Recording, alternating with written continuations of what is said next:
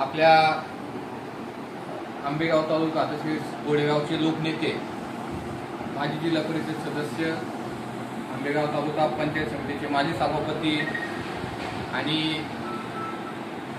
सर्वसामान्यांमध्ये मिसळणारे आमचे आदरणीय कैलासबुवा काळे यांचा आज जन्मदिवस. या वाढदिवसानिमित्त इथं गोडेगाव तसेच पंचकृषीतील विविध क्षेत्रातील सर्व मान्यवर आज त्यांना इथं शुभेच्छा देण्यासाठी त्यांच्या निवासस्थानी इथं या ठिकाणी उपस्थित आहे.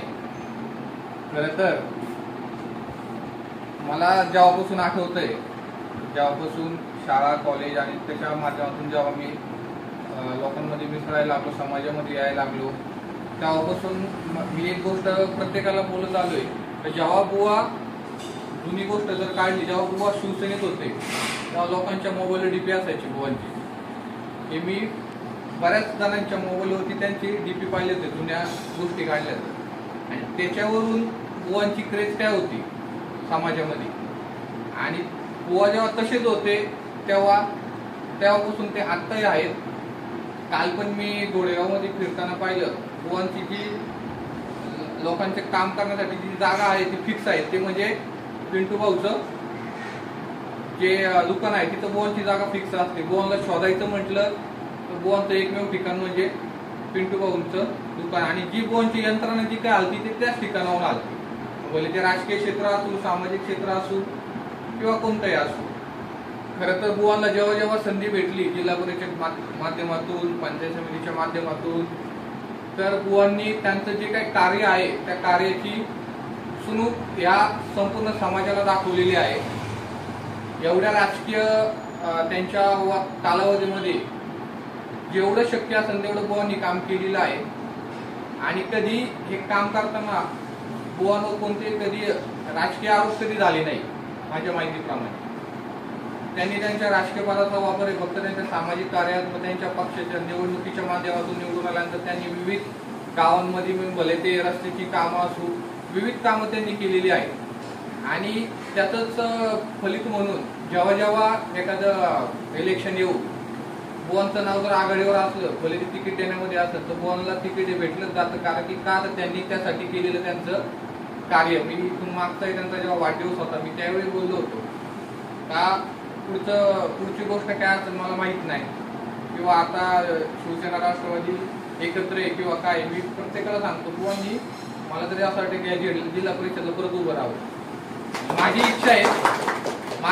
मी भले भाजपचा कार्यकर्ता असू, मला माहित नाही, एवढं मला माहिती आहे जर तिकीट द्यायची वेळ आली तर ही जागा शेवटी राष्ट्रवादीला जाणार आहे. आणि जर ती गेली आणि चुकून बुवा उभे राहिले तर जेवढं आम्ही भाजपसाठी काम करतो तेवढं आम्ही 100% बुवांसाठी काम करू.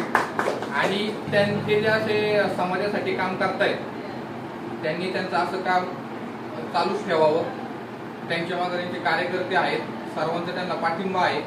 त्यामुळे माझी एक इच्छा आहे की त्यांनी जे समाजासाठी त्यांचं जे स्थान आहे असंच त्यांनी कायम जनसेवेसाठी चालू ठेवा. आणि त्यांची काय ताकद आहे प्रत्येक इलेक्शनमध्ये.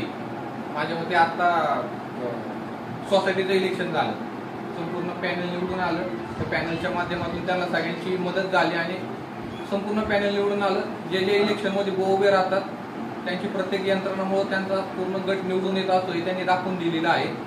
त्यामुळे बुवांचं काम असंच चालू राहावं, त्यांना उत्तम आयुष्य लाभो आणि त्यांची अशीच उत्तम प्रगती हो हीच खंडेरायाची आम्ही प्रार्थना करतो. आणि त्यांना आमच्या काळेवाडी तसेच पंचकृषी गोडेगाव आणि आमच्या भारतीय जनता पार्टीतर्फे त्यांना वाढदिवसाच्या लाख अशा शुभेच्छा देतो आणि थांबतो.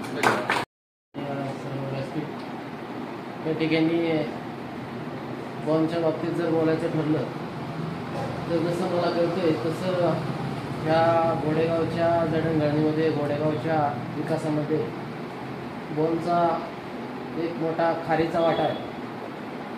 तर बोलायचं जर सांगितलं तर बुवांनी अनेक वर्ष श्री दत्त जयंती यात्रा उत्सव, बैलगाडा शर्यत, या शर्यतीसाठी बुवांचं अतिशय मोठं योगदान आहे. त्यांना सर्व शेतकरी व गावातील व्यापारी वर्ग, ग्रामस्थ सगळेजण सहकार्य करतात. आणि 1 लाख मुलाचं त्यांचं या ठिकाणी त्या शर्यतीमध्ये सहकार्य या ठिकाणी या गावाला असतं. आणि बुवांच्याबद्दल जर खरं तर सांगायचं म्हणलं तर अधिकाऱ्यांविषयी आपल्या तालुक्याचे जे पंचायत समिती असो, तहसील कार्यालय असो, या ठिकाणी बुवांची एक वचक आहे ती मी माझ्या कारकिर्दीत चांगली अनुभवली आहे. अधिकाऱ्यांशी जर संपर्क जर साधला, कुठल्या याच्याकडे असो, तहसीलदार असो, पंचायत समिती असो, त्यावेळेला जर बुवांचं तिथे नाव घेतलं तर बुवांचं एक वजन आहे. फक्त आपण बोललो का बुवांना मी तुमची काही गोष्टी सांगतो, तर अधिकारी त्याच क्षणाला निर्णय होतात आणि बुवांच्या शब्दावर ते काम लगेच पूर्ण होतं. असं बुवांचं एक वजन आहे. हेच असंच कार्य हे घोडेगावसाठी, तालुक्यासाठी बुवांनी पुढं चालू राहून द्यावा आणि मी समस्त आमच्या सालोमाळातर्फे, सालोबा युवा प्रतिनिधींतर्फे व सालोबा देवस्थानतर्फे व दत्त जयंती यात्रा उत्सव कमिटीच्या वतीने मी बुवांना या ठिकाणी शुभेच्छा देतो आणि या ठिकाणी थांबतो. आमचे सत्कारोन्नती कैलास बोकाळे यांचा आज वाढदिवस. बुवांच्या बाबतीत सांगायचं म्हटलं काय सांगावं आणि काही नाही, कारण आमच्यासारख्या एका छोट्या कार्यकर्त्यांना सुद्धा समाजकारण असं, राजकारण असं त्याच्यात काम करण्याची संधी बुवांनी दिली. आणि बुवांकडनं कसं सामाजिक काम करायचं, कसं काय करायचं हे सर्व कार्यकर्त्यांना मार्गदर्शन मिळत असतं. बुवांचा आज 63वा वाढदिवस. बुवांना उदंड निरोगी आयुष्य लाभो ही साईबाबाच्या मी प्रार्थना करतो. बुवांच्या हातून अशीच गावची, तालुक्याची सेवा घडो आणि बुवांना जे काही बुवांच्या मनात असेल त्या सर्व इच्छा बुवांच्या पूर्ण होत याच बुवांना शुभेच्छा देतो. सगळ्यांच्या वतीने बुवांना वाढदिवसाच्या